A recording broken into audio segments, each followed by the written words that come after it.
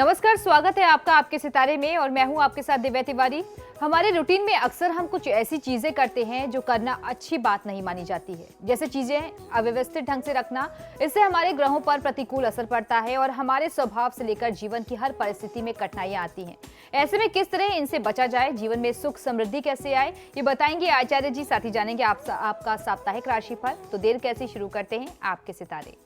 हमेशा रहता है गुस्सा, चिड़चिड़ापन, दिन भर रहते हैं अव्यवस्थित, करने होंगे दिनचर्या में बदलाव। जानिए पंडित वैभव नाथ शर्मा से जीवन सुखी बनाने के उपाय। आपके सितारे में अब अपनी हर परेशानी का हल प्राप्त कर सकते हैं और अपने सवाल भी पूछ सकते हैं। स्टूडियो में साथ देने के लिए मौजूद हैं विश्वविख्यात ज्योतिषाचार्य और वास्तु शास्त्री पंडित वैभव नाथ शर्मा जी। आचार्य जी, आपका हार्दिक स्वागत है। जी नमस्कार। तो यदि आपके मन में कोई सवाल है तो आप भी हमें कॉल कर सकते हैं। हमारे नंबर्स लगातार आपकी टेलीविजन स्क्रीन पर फ्लैश किए जा रहे हैं। आप हमें हमारे टोल फ्री नंबर पर भी कॉल कर सकते हैं। आप हमसे सीधी बात कर सकते हैं। हमारा टोल फ्री नंबर है 180010263003। आप इस नंबर पर मुफ्त में कॉल करें। इसके अलावा आप हमें हमारे लैंडलाइन नंबर्स 012046463332 और 012046463327 पर भी कॉल करके हमसे सीधी बात कर सकते हैं। तो चलिए कार्यक्रम की शुरुआत करते हैं और सबसे पहले आचार्य जी से जान लेते हैं कि आने वाले पूरे हफ्ते में कौन कौन सी मुख्य तिथियां पड़ने वाली हैं। जी बिल्कुल, आगामी सप्ताह यानी 27 दिसंबर से लेकर के 3 जनवरी के मध्य कौन कौन सी तिथियां विशेष पड़ने वाली हैं, आइए आपको जानकारी देता हूं। 1 जनवरी नए साल अंग्रेजी नववर्ष का पहला दिन गुरुवार के दिन से आरंभ हो रहा है और पौष पुत्रता एकादशी इस दिन मनाई जाएगी और इसके साथ साथ इसमें एकादशी में द्वादशी का भी संयोग है, तो कूर्म द्वादशी भी इसी तिथि को मनाई जानी है। और वहीं 2 जनवरी को शुक्रवार का दिन होगा, प्रदोष का व्रत इस तिथि में किया जाना है।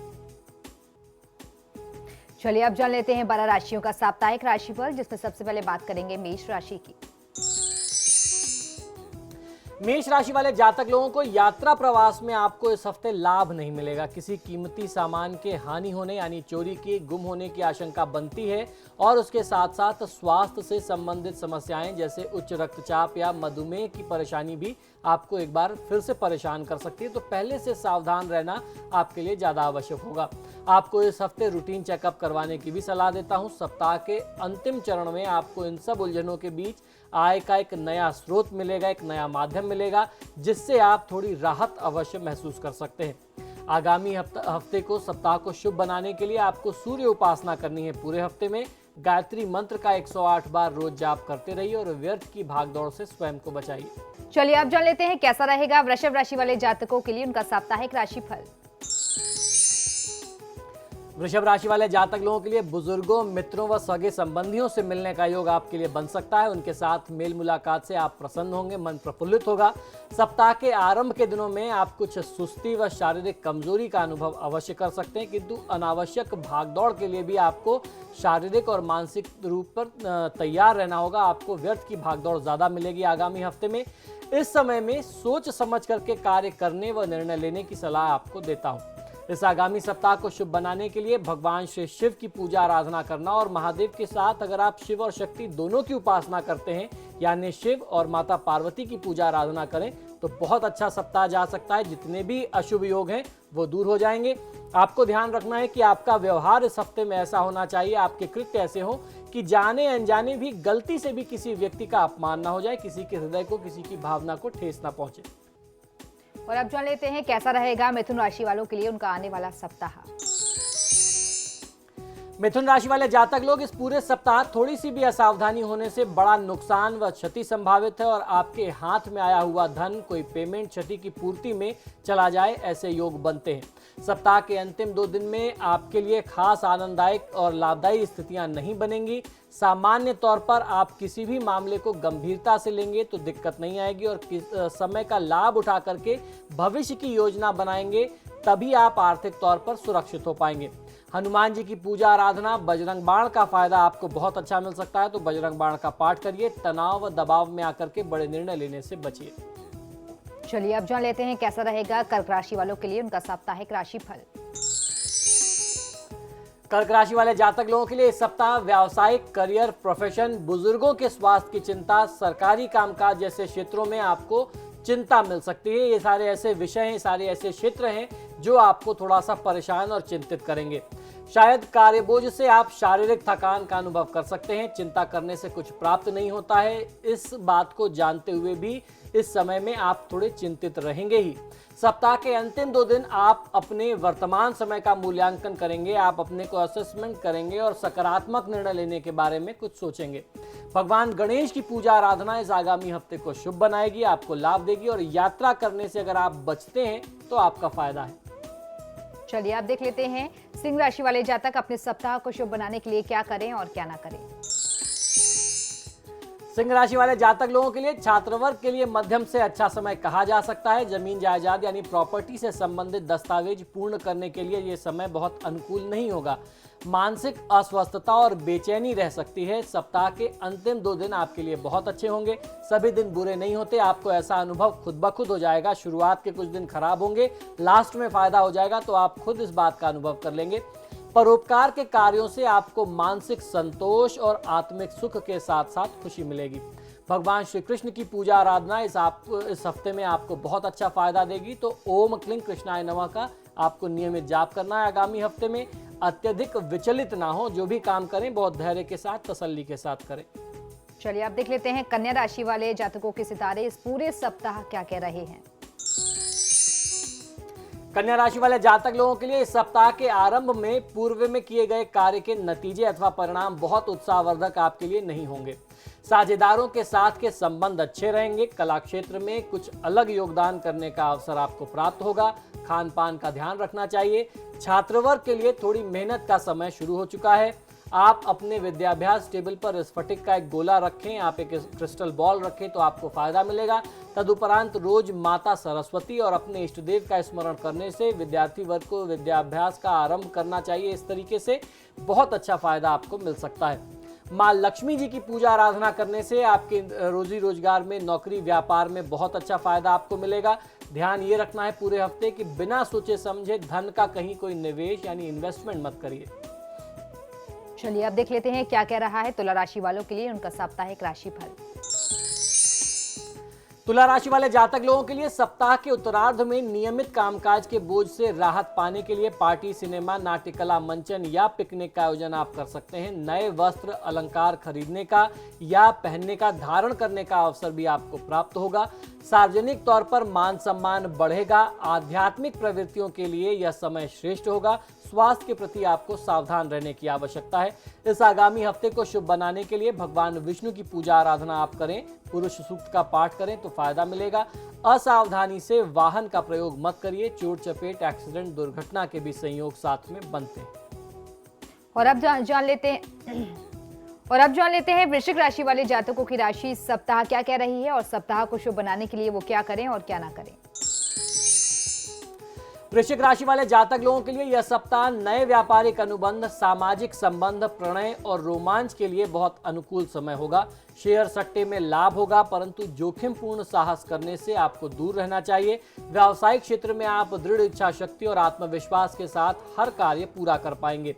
प्रतियोगियों और शत्रुओं की चाल जो है वह निष्फल होगी। आप निश्चितता के साथ, सुख शांति के साथ घर में अपने परिवार के साथ, परिजनों के साथ एक अच्छा समय, खुशनुमा समय व्यतीत कर पाएंगे।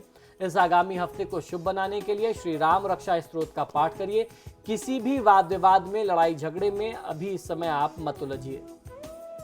अब जान लेते हैं धनु राशि वाले जातकों की राशि इस सप्ताह क्या कह रही है।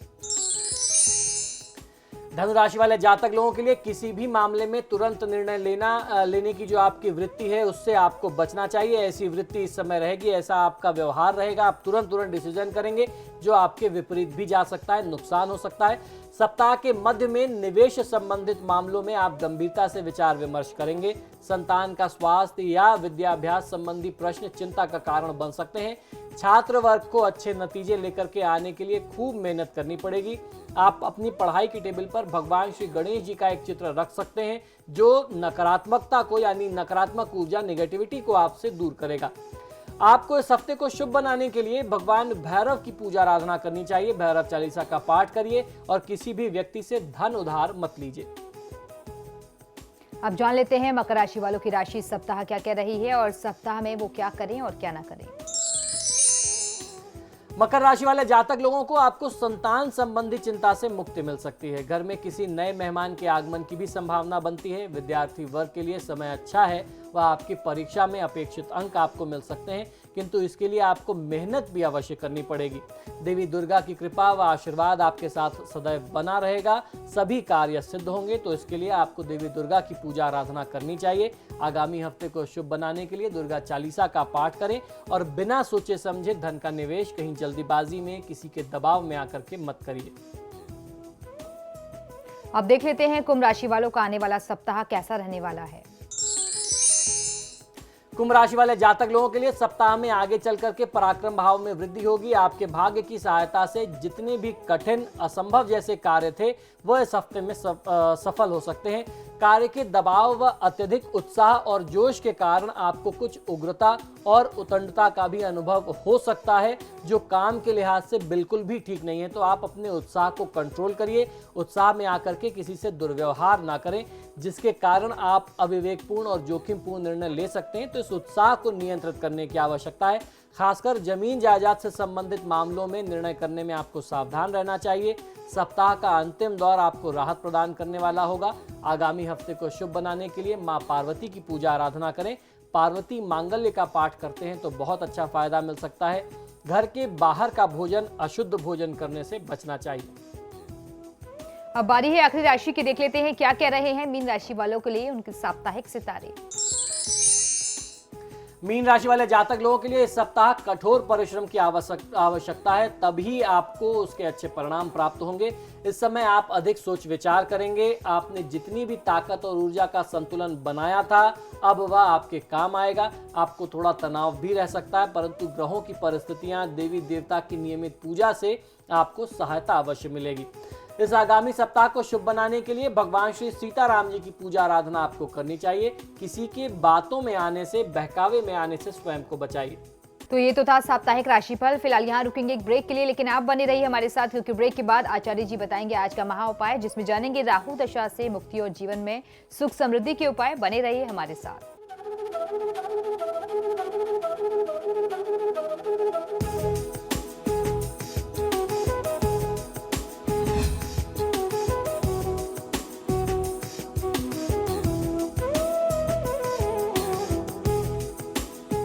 ब्रेक के बाद एक बार फिर से आपका स्वागत है। चलिए अब आचार्य जी से जान लेते हैं आज का महा उपाय। जी बिल्कुल, आज के महा उपाय में हम लोग चर्चा करने वाले हैं कि राहु के जो दुष्प्रभाव होते हैं किसी भी व्यक्ति के जीवन में बहुत ज्यादा अशुभ होते हैं, तो उसका आप निवारण बहुत सरल उपायों से अपने जीवन में अपने आसपास की चीजों को थोड़ा सा सिस्टमैटिक करके, कुछ धार्मिक प्रवृत्ति अपना करके कैसे उसका निदान कर सकते हैं। हमारे हिंदू पंचांग के अनुसार किसी माह के शुक्ल पक्ष के सोमवार को ये उपाय करना चाहिए जो मैं आपको बताने जा रहा हूँ। यदि आपके शहर में कोई पवित्र नदी है तो सोमवार के दिन उस नदी के किनारे पर जाएं और अपने हाथ में एक मुट्ठी चावल लेकर के जाएं। नदी के पास पहुंच करके महालक्ष्मी के मंत्रों का जाप करते हुए नदी में इस चावल को आप प्रवाहित कर दीजिए। इससे आपको बहुत अच्छा लाभ मिलता है। राहु के दोषों में कमी आती है और लक्ष्मी की कृपा बढ़ती है। तो माँ लक्ष्मी के आशीर्वाद से राहु के कारण जो आपके भाग्योदय में बाधा आ रही थी वो बाधा दूर हो जाएगी और आपका भाग्योदय होगा। अब दूसरा उपाय, यदि संभव हो सके तो प्रतिदिन सुबह सुबह अपने घर में गोमूत्र का छिड़काव करना चाहिए। ऐसा करने पर आपका घर जो है पूर्णतः पवित्र हो जाता है और कई प्रकार के वास्तु दोषों से भी मुक्ति मिलती है। घर की जो नकारात्मक ऊर्जा यानी जो नेगेटिविटी घर में होती है वह नष्ट हो जाती है और सकारात्मक ऊर्जा यानी पॉजिटिव एनर्जी का प्रभाव जो है आपके घर में बढ़ता है। इससे धन संबंधी कार्यों में किसी भी जातक को लाभ मिलता है और राहु केतु जनित दोषों में शांति आती है। तीसरा उपाय है, सुबह जल्दी उठें और सभी नित्य कर्मों से निवृत्त हो जाएं। इसके बाद किसी भी घर के आसपास जो भी भगवान गणेश का मंदिर हो वहां जाना चाहिए। वहां गणेश जी की प्रतिमा के सामने दूर्वा की 21 गांठें आप अर्पित करें। दूर्वा चढ़ाने से गणेश जी प्रसन्न होते हैं। गणपति की कृपा से ही घर में रिद्धि सिद्धि और लक्ष्मी आती है, उनकी प्राप्ति होती है और महालक्ष्मी की कृपा व्यक्ति पर सदैव बनी रहती है। जीवन में जो असफलताओं का दौर होता है वह पीछे छूट जाता है। अब चौथा उपाय, महालक्ष्मी को प्रसन्न करने के लिए ये उपाय करना चाहिए और इस उपाय को करने से कुंडली में राहु केतु के अलावा और भी जो अशुभ ग्रहों का संयोग है या अशुभ योग बन रहा है उससे मुक्ति मिलती है। आपको करना यह कि जिस दिन या किसी भी शुभ मुहूर्त में आपको ये उपाय करना हो उस दिन आप प्रातःकाल सुबह थोड़ा सा जल्दी उठ जाएं और नित्य कर्म को निवृत्त होने के बाद घर के आसपास किसी भी महालक्ष्मी मंदिर में या किसी अन्य देवी देवता के मंदिर में जाकर के 3 झाड़ू आपको दान करके आनी है। इस उपाय को करने से बहुत अच्छा लाभ मिलता है, हर प्रकार के आपको सफलता के रास्ते खुलने लगते हैं। ऐसा नहीं है कि एक ही मंदिर में जाकर के 3 झाड़ू रखनी है, आप अपनी सुविधा के अनुसार और अपने विवेक के अनुसार अलग अलग 3 धार्मिक स्थानों में भी इन 3 झाड़ुओं का दान कर सकते हैं। ये बहुत अच्छा उपाय होता है। इसके लिए कोई दिन निश्चित नहीं है, आपको ध्यान ये रखना है कि झाड़ू आप शनिवार को खरीदें, दान आप किसी भी दिन कर सकते हैं और जिस दिन दान कर रहे हो उस दिन कोई अच्छा योग हो, सर्वार्थ सिद्धि अमृत सिद्धि योग हो, उस योग में आप करें तो आपको फायदा मिलेगा। 5वां उपाय है कि शास्त्रों के अनुसार भगवान महादेव को प्रसन्न करने पर सभी देवी देवताओं की कृपा मिल जाती है और कुंडली के सभी दोष जो हैं वह समाप्त हो जाते हैं। राहु केतु शनि मंगल के जैसे जो क्रूर ग्रह हैं इनके द्वारा जो अशुभ योग बनता है वह भी शांत हो जाता है। तो शिव जी को मनाने के लिए नए साल में ये उपाय आपको अवश्य करना चाहिए। सुबह आप जल्दी उठ जाइए और नित्य कर्मों से निवृत्त होने के बाद किसी भी शिव मंदिर में जाएं और शिवलिंग पर एक मुट्ठी चावल चढ़ाएं। ध्यान ये रखना चाहिए कि जो चावल हो वो अखंडित हो, यानी साबुत चावल होने चाहिए, जिसे अक्षत कहते हैं। ये अक्षत चढ़ाने से अन्न और धन की जो संपदा है वो आपके घर में निरंतर बढ़ती रहती है और बनी रहती है, उसमें कभी कमी नहीं आती। 6ठा उपाय है कि नए साल में हनुमान जी को प्रसन्न करने के लिए आपको क्या करना चाहिए। कलयुग के देवता हैं, हनुमान जी प्रसन्न हो गए तो बहुत अच्छा फायदा मिलता है। सामान्य पूजा और हनुमान चालीसा के पाठ के साथ ही आपको ये उपाय करना है जो मैं बताने जा रहा हूँ। उपाय के अनुसार हनुमान जी के सामने एक नारियल लेकर के जाइए और नारियल को अपने सिर के ऊपर से 7 बार उतार लीजिए। क्लॉकवाइज आपको अपने हाथ में लेकर के नारियल को घुमाना है। इसके बाद ये नारियल जो है बजरंग बली के सामने ही आप तोड़ दीजिए। इस उपाय को करने से जो भी निगेटिव टाइम चल रहा है, जो भी नकारात्मक परिस्थिति, नकारात्मक दौर चल रहा है आपके जीवन में, उससे आपको मुक्ति मिल जाएगी। और जब नारियल की बलि आप दे दें, यानी नारियल आप तोड़ दें, तो वहां बैठ करके हनुमान चालीसा का पाठ करें। जिस भी सामान्य विधि से आप हनुमान जी की पूजा करते हैं या जैसे भाव आपके हों, अगर आप देसी घी या सरसों के तेल, चमेली के तेल, तिल के तेल से दीपक जला करके आरती करना चाहते हैं, कपूर से आरती करना चाहते हैं, वो आप कर सकते हैं, वो आपकी श्रद्धा है। दूसरा अन्य उपाय है कि घर आए अतिथि को पानी पिलाने का राहु के साथ क्या संबंध है, क्या प्रभाव है, आइए ये आपको बताता हूं। अगर आप अपने घर आने वाले प्रत्येक व्यक्ति को, चाहे वह मेहमान हो या कोई कर्मचारी हो, कोई भी काम करने वाला हो, कोई डिलीवरी बॉय हो, आपको कुछ सामान देने आया, कुछ पहुंचाने आया, कोई भी कर्मचारी हो, उसको बाहर से आने वाले किसी भी व्यक्ति को, किसी आगंतुक को यदि आप स्वच्छ पेयजल पिलाते हैं, यानी पीने का पानी उसे देते हैं, तो इससे आपकी कुंडली में जो राहु की स्थिति है वह शुभ होती है। अशुभ राहु की प्रकृति में शांति आती है। अशुभ राहु के प्रकोप से किसी भी जातक का बचाव होता है और यह सिर्फ आपका ही नहीं होता, आपके पूरे परिवार पर जो अशुभ राहु की स्थिति है उसमें आपको लाभ मिलता है। आइए अब जानते हैं 8वां उपाय। जानिए कभी घर खाली हाथ क्यों नहीं लौटना चाहिए। हमारे धर्मशास्त्रों में भी ऐसा प्रसंग मिलता है और हमारे बड़े बुजुर्ग भी कहते थे कि जब आप काम से शाम को लौटते हैं, रात में वापस आते हैं, तो खाली हाथ नहीं आना चाहिए। उसके पीछे क्या कारण है? जब भी कोई व्यक्ति शाम को अपने घर वापस लौटता हो अपने काम से, तो अपने परिवार में बच्चों और बुजुर्गों के लिए कुछ मिठाइयाँ, कोई भी खाने पीने की चीजें, एक पैकेट बिस्किट ही लेके जा रहे हैं, फल लेकर के जा रहे हैं, ऐसे जरूर वापस लौटना चाहिए। इससे लक्ष्मी की कृपा सदैव बनी रहती है। मिठाई और उपहार बच्चों और बुजुर्गों को खुशी देते हैं, जिससे माँ लक्ष्मी प्रसन्न होती है और आपके घर में सुख और सफलता समृद्धि का वास बना होता है। इसके पीछे दूसरा कारण ये है, जो ज्योतिषीय और चाइनीज जो विद्या है जिसे फेंगशुई कहते हैं, फेंगशुई में ऐसा मानते हैं कि जिस स्थिति में आप घर से गए थे उसी स्थिति में वापस आने से आपके घर में समृद्धि नहीं होती। जब आप अपने घर में जिस स्थिति से घर से निकले थे उससे बढ़कर के वापस आते हैं, कुछ चीजें लेकर के आते हैं, आप कुछ ना खरीद पा रहे हो, आपका सामर्थ्य कुछ ना हो, रास्ते से एक पत्ता उठा लीजिए, पेड़ का कोई भी एक हरा पत्ता तोड़ लीजिए, एक कागज का टुकड़ा उठा लीजिए, जिस स्थिति से आप गए थे उससे समृद्ध होकर के उसमें कुछ बढ़ा करके घर में लेकर के आना चाहिए। पैसे लेके आते हैं कमा के तो वो और अच्छा है, सैलरी वालों को तो रोज रोज तो पेमेंट मिलती नहीं, ऐसे में कुछ चीजें खरीद करके लेकर के आना ज्यादा अच्छा होता है। ये आपकी शुभता, आपकी समृद्धि को बनाए रखता है। आइए अब एक दूसरा उपाय बताता हूं जिससे आपका स्वास्थ्य भी अच्छा होगा और आपका मेंटल बैलेंस यानी दिमागी संतुलन भी बना रहेगा। पांव की स्वच्छता का आपके दिमागी संतुलन पर प्रभाव क्या है, आइए जानते हैं। पांव की सफाई का हमें खास ध्यान रखना चाहिए क्योंकि इसका संबंध हमारे गुस्से, हमारे क्रोध तथा हमारे चिड़चिड़ेपन से होता है। अगर आप नहाते समय और उसके बाद कहीं भी बाहर से आते ही अपने पांव अच्छे से साफ करें तो आपके दिमाग की शक्ति बढ़ती है, आपकी बौद्धिक शक्ति बढ़ती है, मानसिक स्थिति और मजबूत होती है तथा आपका गुस्सा और चिड़चिड़ापन जो है वह कम होता है। और उसके साथ साथ आपको नींद बहुत अच्छी आती है। अगर सोने के पहले कोई व्यक्ति पांव धो करके अच्छे से सुखा करके सोता है, गीले पांव सोएंगे तो बुरे सपने आएंगे। पांव धो करके अच्छे से सुखा करके सोइए, बहुत अच्छी, जिसे साउंड स्लीप कहते हैं, गहरी निद्रा होगी और उसके बाद आप स्वस्थ महसूस करेंगे जब आप उठेंगे। नए साल में अपनी इन आदतों को नियमित बनाइए और इसका आप बहुत अच्छा लाभ ले सकते हैं। आइए दूसरा उपाय, आपको उपाय नंबर 10 बताता हूं। इस उपाय को करने से शनि और राहु केतु संबंधित जो अशुभ ग्रहों की स्थिति आपकी कुंडली में यदि बनती है तो नए साल में आप उन्हें नियंत्रित करके सफलता को अर्जित कर सकते हैं। राहु और शनि के प्रकोप से बचने के लिए सदैव अपने बिस्तर पर जागने के पश्चात अपने बिस्तर को समेट करके रखना चाहिए। बिस्तर यूं ही अस्त व्यस्त नहीं छोड़ देना चाहिए। जो लोग ऐसा नहीं करते वे दिन भर अव्यवस्थाओं में घिरे रहते हैं। आपका दिन जो है वो पूरा जो है बहुत अजीब सा बीतता और दिन भर नाना प्रकार की परेशानियां होती हैं। जब आप उठते हैं, अपने बिस्तर को अच्छे से तय करके सेट करके रख के आप दिन की शुरुआत करते हैं तो राहु केतु के दोषों से भी मुक्ति मिलती है और दिन बहुत सिस्टमैटिक बीतता है। यह प्रैक्टिकल अनुभव है। 11वां उपाय है शत्रुओं से बचाव के लिए। इस बात को बहुत ध्यान से सुनिए।